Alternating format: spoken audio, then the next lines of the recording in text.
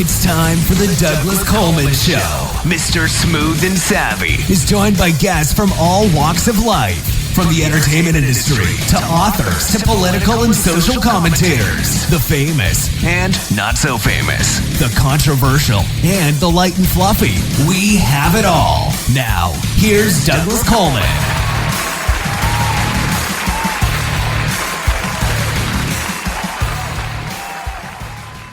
Okay, please welcome back to the Douglas Coleman Show, Bjorn Leesson. Hi, Bjorn. Welcome back. Hey, how you doing, sir?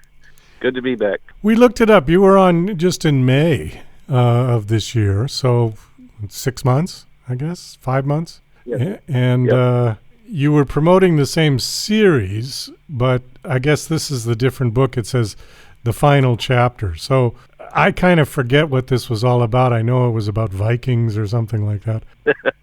Did you have this book already done when you were on the last time and just waiting to release it, or did you actually write this in the last 5 months? No, it's the third in a series of books, and it was released in September 24th. So it wasn't out quite yet when we spoke last, but the first two were. Okay, all right. I do remember something about the interview. I mean, I do so many, it's hard for me to keep track, but I do remember we talked about scrap metal. Oh, yeah, that's my real job. We chop scrap wire, and recover the material. Right, okay, because I remember we talked about copper wire and how expensive it is, and yeah, I do remember something about that. So you're still at that job? You just came out, took a break or something to do the interview? Yeah, I took my lunch to be able to talk to you today. Okay, well, I appreciate that. Interesting that the first line on here, I'm just going to read, I think it's called Dokkrsdottir.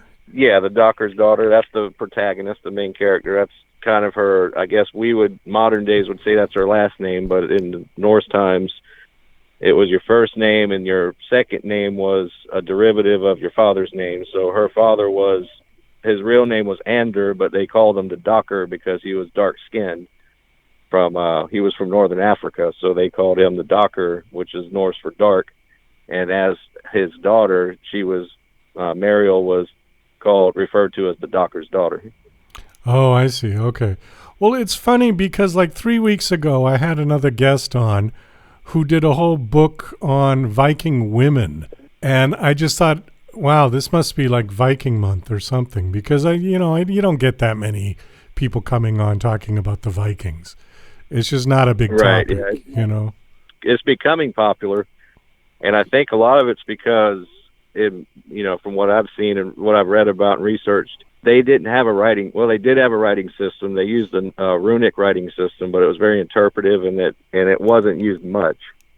So a lot of their history came hundreds of years later when the Norman monks began transcribing these oral histories onto paper. So it's, the accuracy may be a little questionable.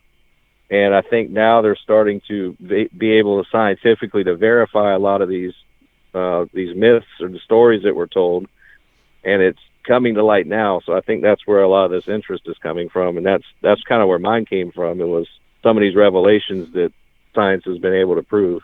Well, it was interesting because she's sort of focused on the role of women, and apparently women had a great role to play. Especially for those times when you would think that women were just sort of second-class citizens and were supposed to stay home and have babies. But the Viking women were really involved, with politics and with all kinds of things that you wouldn't have expected for that time. Yeah, that's part of what's coming to light now. I think it's been known for a while, but it just wasn't in popular culture to know it. Was especially in Iceland, which was settled by the Vikings, the Norse, but it was kind of ended up becoming isolated. It kind of ended up on its own and didn't have a lot of contact with Norway and Sweden and all. But they are credited with having one of the first democratic systems as we recognize a democratic system. They had they had things, they called it a thing, and they had all thing. The all thing was like the big yearly meeting, and everybody would gather, and they would try criminals there. They would change laws there. They had a chieftain, a jarl, but he still had to bend to the will of his people, and it was a whole system they set up. So you can sort of compare that to what we have here now, in a way, in America, with our democratic system. But this was over 1,000 years ago. So they were advanced much more than what until recently we wanted to think about the Vikings. And women specifically, you bring up, and that's one reason I chose my protagonist to be a woman. Is they were warriors. I mean, they went into battle and fought with swords and shields just like the men. They owned land. They did have slavery in ancient Scandinavia. They owned slaves. They were all, for all intents and purposes, they had the same rights as men, which is pretty amazing when you consider later, we talk about the medieval period, and especially in Europe, it was exactly the opposite.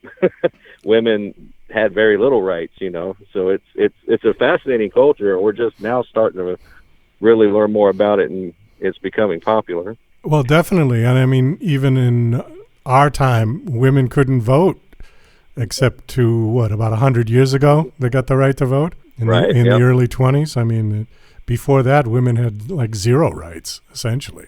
Well, pretty much, yeah. Yeah. Your book series, I'm looking at the covers. How much time does this cover? Because the first book looks like a reed boat. What was his name? Thor Heyerdahl.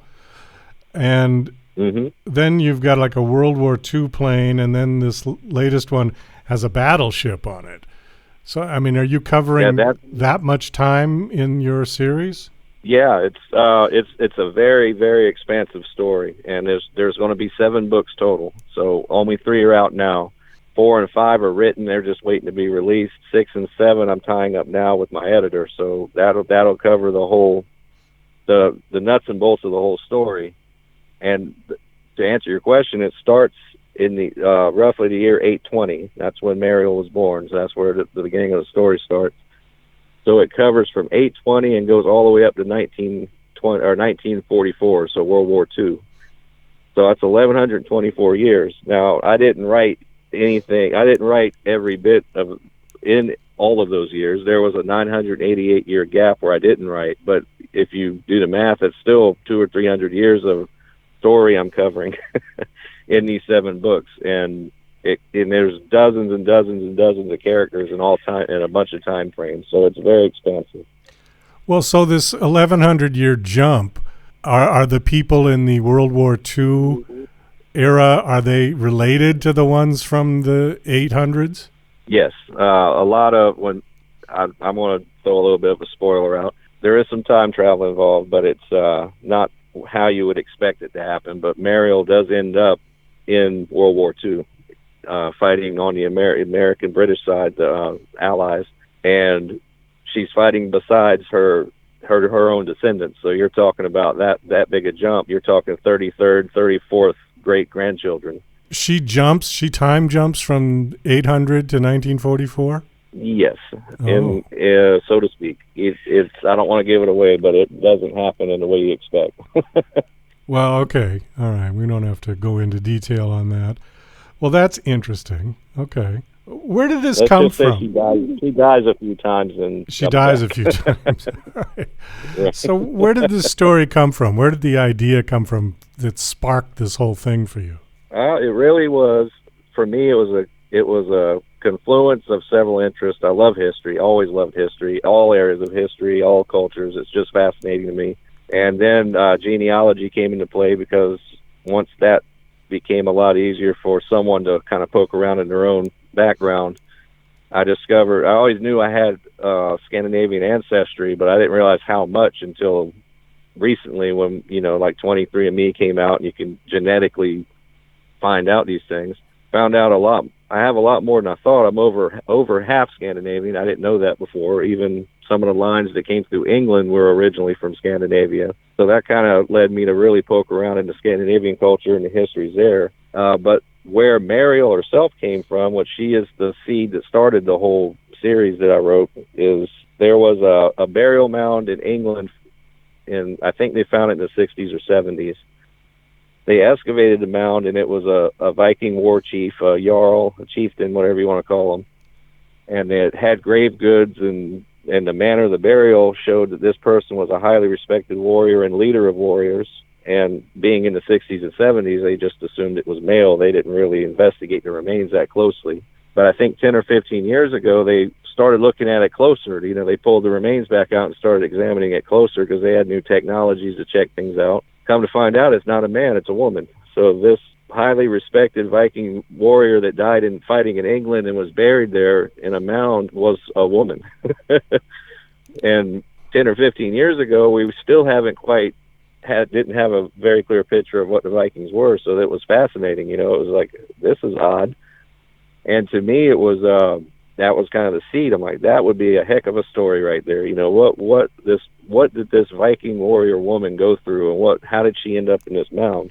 And I just started building it from there. And then, of course, I love supernatural elements in stories, so I started throwing some of that in there. And then I said, well, what would she do in more modern times? So then I developed a story where she was taken out of her familiar background and put into a completely foreign place and time to her.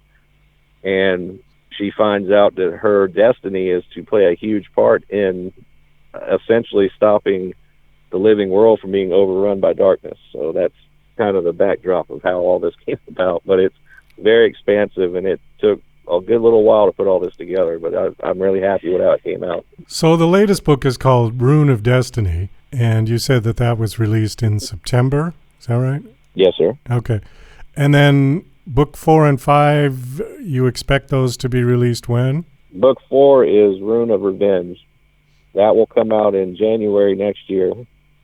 That one, the Mariel's in it off and on, so to speak, more of some visions, I guess. But the main character there is another female Viking warrior named Ingrid Stonesplitter. She's very different than Mariel, but her story is amazing also. But she is her doings and her destiny is tied into Mariel, so it's all intertwined. All the books are intertwined. They just have different characters in them, but they're all intertwined. Book 5 is called Rune of Whispers. It'll be out in, I think it's May of next year. I think it's May. And it goes back to a section in book 1. There was a gap in book 1, where a 10-year period where I didn't elaborate on that what happened in those 10 years. I just mentioned these 10 years passed, and now we're here. I decided I wanted to fill that gap, so I wrote book 5, Rune of Whispers, to cover that gap. And Ingrid Stonesplitter and Mariel are both in it. And then there's another character named Lord Woldred, who's a Saxon, and he had a small part in book 1, but I decided I wanted to expand on him. I wanted to make him more prominent, so I pulled him to the forefront and gave him a large part in the story. And all of it is interwoven with the overall story, so it's pretty neat stuff. Not chronologically written, but it all flows where you learn a little bit more about the backstory each book you read. Ingrid Stonesplitter sounds like Swedish Flintstones. Well, she's something to look at. Now, Mariel is unique to see as a Viking female, and so is Ingrid. Ingrid is 6'6" and has, as it's described in the book, has the muscle of 2 men. So wow, she's an enormous person. Yeah. So she's like a female Bam Bam. Yeah. Pretty much, yeah. And the crazy thing is, because I developed her character in such a way that she doesn't get close to many people because she's so intimidating looking, no one gets close to her, but she's actually a very kind-hearted, gentle person. Now, she can fight like mad, but her first instinct is kindness and gentleness. Well, Bjorn, I think on that we're going to wind this down. So the book is available. Last question, do you have a website that you want to give out? Yes, it's Thalsparr, THALSPARR.com. And you can find out anything you want to know about the series at the website. Thalsparr. Okay. THALSPARR. All right, I see that. That's the press. That's your publisher? Thalsparr Press. Yes, sir. Yeah. All right. Well, thanks for coming back on this show. Best of luck with the book series. Hope it does well. Thank you very much, and I appreciate the time. Always good.